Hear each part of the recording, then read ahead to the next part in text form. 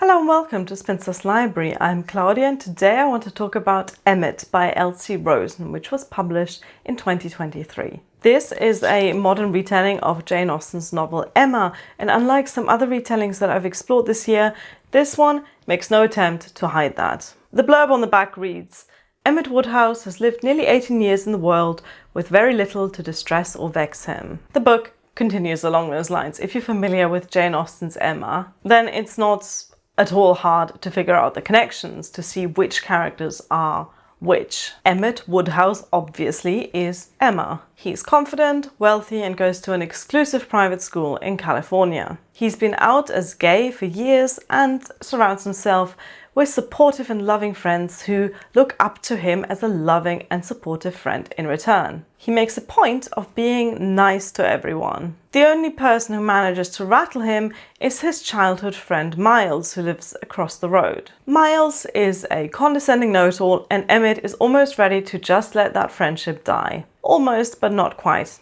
Miles is this book's version of Mr. Knightley. The supporting cast is made up of Harrison, who Emmett has a friends with benefits arrangement going on before he decides to play matchmaker. Taylor, Emmett's best friend and his most recent matchmaking success in setting her up with a boy named West. Yes, that's Harriet Smith, Miss Taylor and Mr. Weston in that order. The dynamics between these characters play out very close to the original. In fact, Emmett is, out of all of the Jane Austen YA retellings I've read, the one that sticks closest to Jane Austen's original plot. That in itself isn't enough to make it a good book, but Emmett's got more going on than that. The characterization is amazing.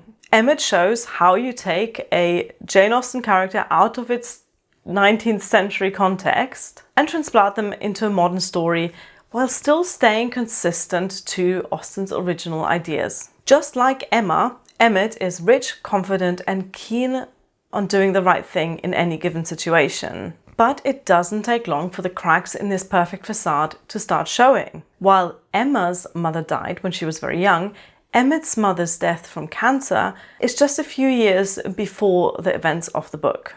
That means that grief is a defining factor in the characterization of both Emmett and his father. It's a really fitting explanation for Mr. Woodhouse's hypochondria, an issue that's given much more weight in this retelling than it ever gets in Emma. There's this undercurrent of anxiety that makes Emmett act the way he does, including indulging his father's whimsies, but also that makes him keep his own secrets close to his chest, such as him having casual sex with Harrison, or the repressed feelings he has for Miles. Not even Emmett's closest friend Taylor gets to really know what he's thinking, although she gets closer to understanding him than anyone else in the book. The relationships between these teenagers are really well written. They feel dynamic and realistic, with the notable exception of Clark, who's this version's Mr. Elton. He really stands out by just how cartoonish and underdeveloped he is compared to the rest. Other than him, I really like how the author wrote these friendship dynamics within a high school setting. It's not the flat, trope-laden shortcuts we know from teen movies, but a much more nuanced group of people, some of whom like each other, while others only tolerate each other. Considering this is a relatively short book, the author really takes his time in fleshing out both the friendship and family dynamics, which is once again where he understands their importance in Jane Austen's writing, and makes an effort to replicate that in this retelling.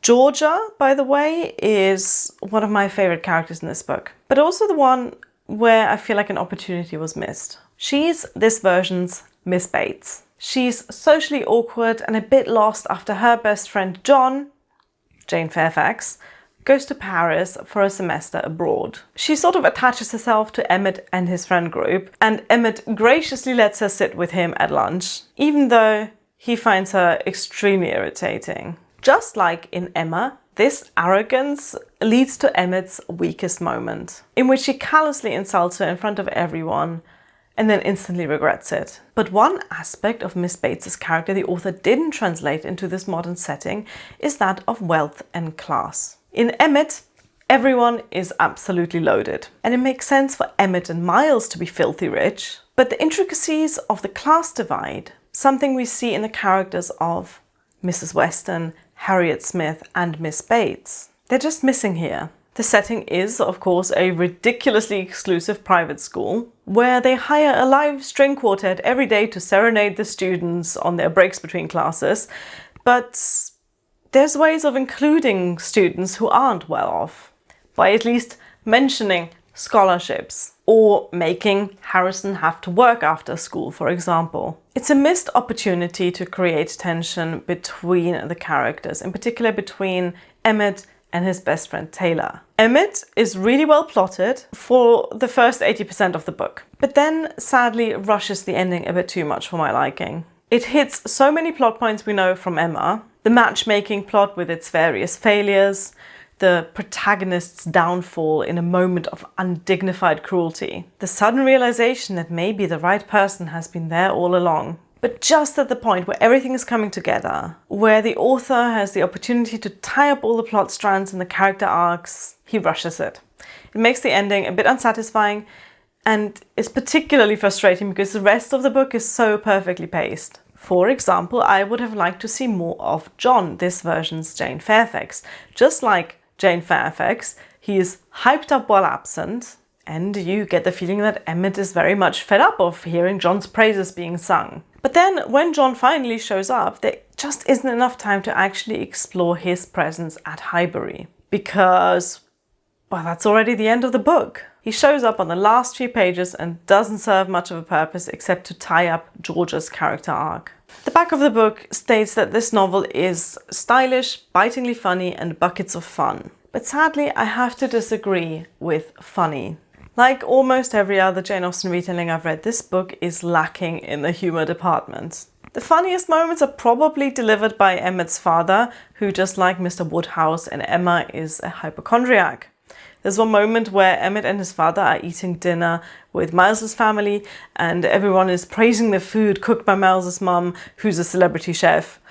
And Mr. Woodhouse just goes, "Spice is very good for your immune system." Overall though, this book didn't make me laugh, which is a shame, because Emma has some of the funniest characters in all of Jane Austen's novels. Mr. Elton is hilarious, but Clark, this version's Mr. Elton, is just irritating. It's not that this novel is not light-hearted. It's that it's not very funny. But still, the positives outweigh the negatives here. I like the nuance this novel adds to the relationship between Emmett and Mr. Woodhouse. The same anxieties that make Mr. Woodhouse such an overprotective parent are things that we see Emmett starting to develop as well. We see that, despite his insistence that there is very little to distress or vex him, he's actually distressed or vexed a lot, and feels the need to put on a facade in order to protect himself. This is what I love about retellings, when they take a character from a classic novel and reinterpret that character in a way that's consistent to the original, just digging a little deeper, reading between the lines of what Jane Austen wrote and finding something new there to present to us. So yeah, I can forgive this book for not being particularly funny and for being a bit rushed at the end, because you get a really good character-focused retelling that shows not just the author's love for Jane Austen's original novel, but also the desire to take that book apart and put it back together again in a way that makes the story fresh and accessible to a young audience. If you're after a queer modern retelling of Emma that treats Jane Austen's original novel with respect, this is it. It's well done both as a retelling and as a novel. And I'm certainly going to explore more of L.C. Rosen's writing in the future. If you have any recommendations, do drop them in the comments below. Thank you so much for watching. Bye!